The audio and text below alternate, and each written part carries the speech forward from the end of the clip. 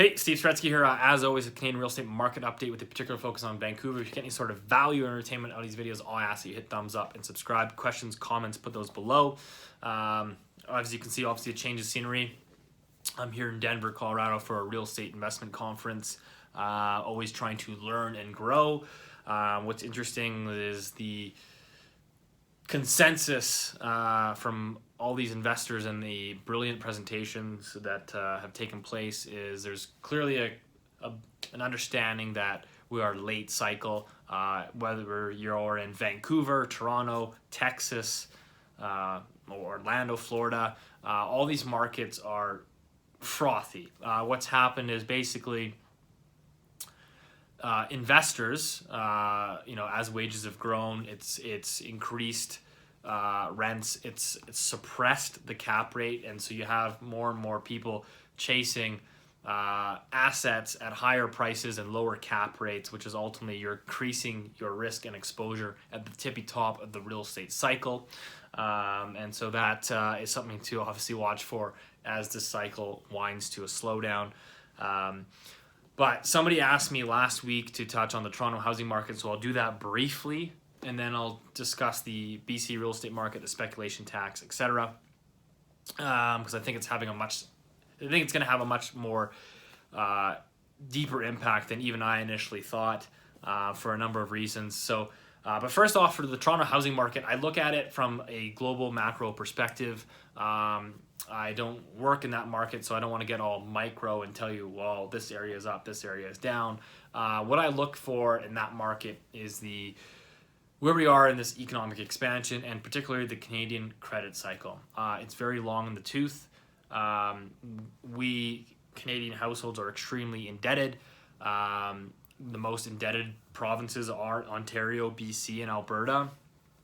And at some point, as this credit cycle clearly winds to a slowdown with rising interest rates and really an inability to kick the can any further down the road, households never deleveraged in 2008 as they did in the U.S., that this is going to be likely a painful deleveraging in the household sector, and that's going to weigh on asset prices. So long story short is I think there's a lot of leverage in these markets. So when I look at Toronto, you're looking at the rate of change. That's what you want to focus on, the rate of change, not only in sales, which are leading indicators for where prices will go, but you also want to look at the rate of change of prices as well. So, if you look at the condos and freehold market in Toronto, you can clearly see with a 12-month rolling average that sales are slowing significantly. They peaked a number of years ago at very high levels, and they are clearly slowing.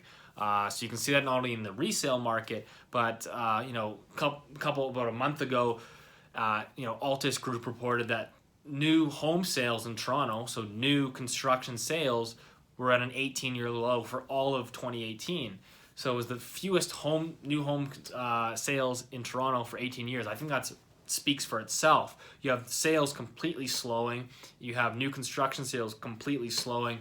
And there's no result. It shouldn't be a surprise that the rate of change of price growth has decelerated rapidly. So if you're looking at the condo market, you can clearly see as a large and quick run-up, a rapid acceleration in prices, and now we're seeing a rapid deceleration. It stabilized, went back up, and now it looks to be rolling over back again, and likely will trend into negative territory. And it's the same thing in the freehold market. Again, a rapid acceleration in the rate of growth, and now a rapid deceleration in the rate of growth. So all you have to really do is look at sales, which are a leading indicator, and again, where we are in this economic expansion, that there's a significant amount of headwinds than there are tailwinds for the Toronto housing market and for the Canadian housing market in general. Switching gears into the BC speculation tax, I think this is much more impactful again than I initially thought. I'm going to give you 3 examples of why I feel it is going to be significantly impactful moving forward. And again, whether you agree with this policy or disagree with it, that's not the point of this video. As I said before, that this sort of reaction from governments was inevitable. People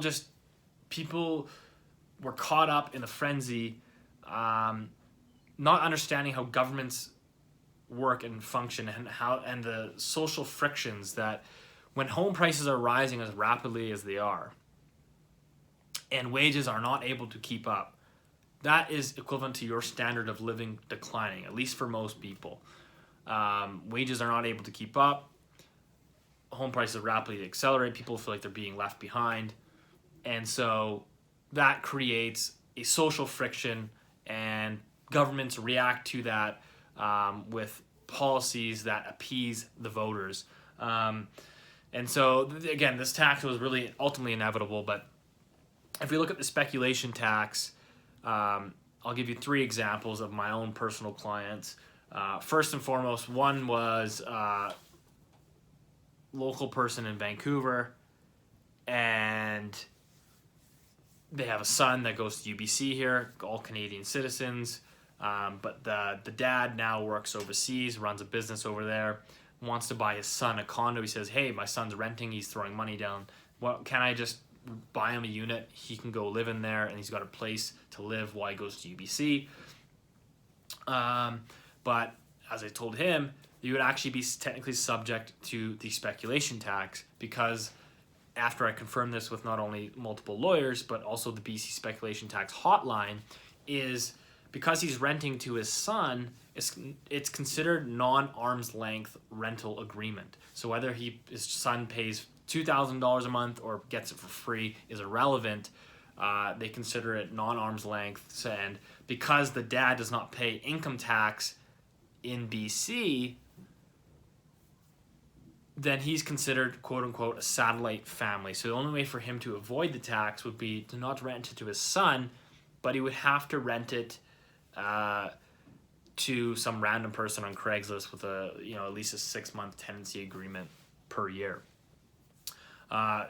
Scenario number 2, again, one of my clients, runs a successful business in Hong Kong. Canadian citizen, actually grew up in Vancouver. The family now lives here. They're renting.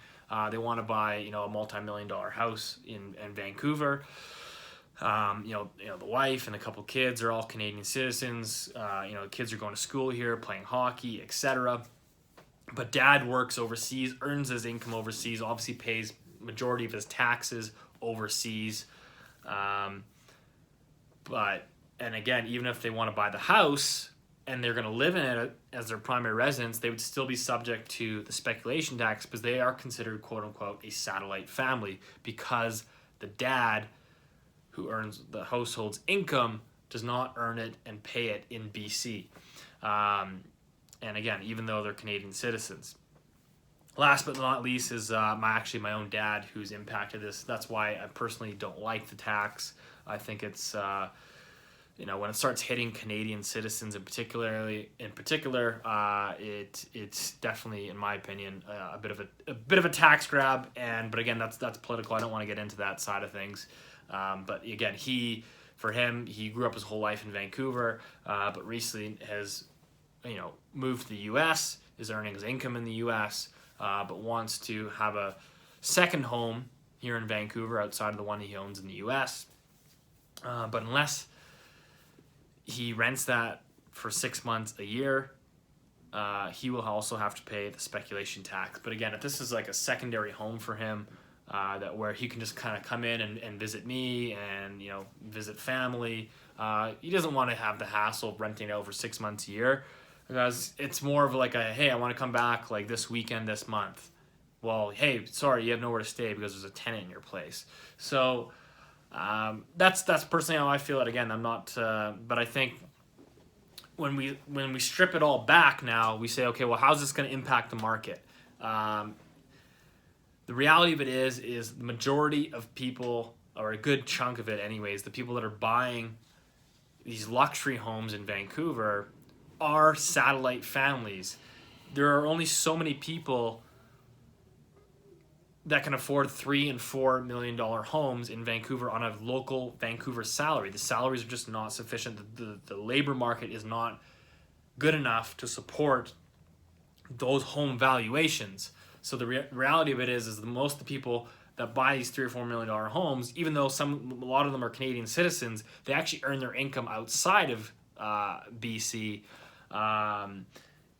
And so, but again, these are now considered satellite families. And so when you're going to tax them 2% a year, you're reducing a huge amount of demand for these kind of homes. And so that's what we've seen in the luxury market. Home sales have completely fallen off a cliff. For homes in Greater Vancouver that are priced $3 million and above, you have 41 months of inventory for sale. 41 months of inventory for sale for homes above $3 million. In parts of West Vancouver and Vancouver West Side, the luxury market is in a complete it's in crash mode. Let's call it what it is. Prices are down 30 to 35%. That's not an exaggeration. Feel free to pick up the phone and call your local realtor. I'm sure they will confirm that with you. And I believe that is ultimately a trickle-down economics where as these luxury homes get sliced by 30-35%, all of a sudden it doesn't make as much sense to be paying $2 million for a very average home when you can get a luxury home for $3 million. So and it's the same thing now. You can get a luxury home for, say, or a nice home in Vancouver for, say, 1.6. Well, now why are you paying 1.1 for the townhouse, etc.? So I think that's how things are likely to transpire here moving forward. So I think the speculation tax, as I said, on the top of my head just last week, I initially rattled off that that's going to kill at least 3 transactions for me personally, 3 clients that likely won't be purchasing as a result of that tax. And that's, when we already have home sales in Greater Vancouver are already at decade lows. And so, even if the Canadian government, Bill Morneau was talking about bringing in 30-year amortizations for first-time home buyers, I don't think that makes much of a dent when you have a credit cycle where it's at, and then a speculation tax like the one that we have now in place. And then now you can talk about the 20% foreign. Think about if you're a foreign purchaser who was the main purchaser of these luxury homes, particularly in 2015, 2016. Now these foreign buyers have a 20% foreign buyer tax. They have an increased property transfer tax. They have an annual school tax if your property's above $3 million.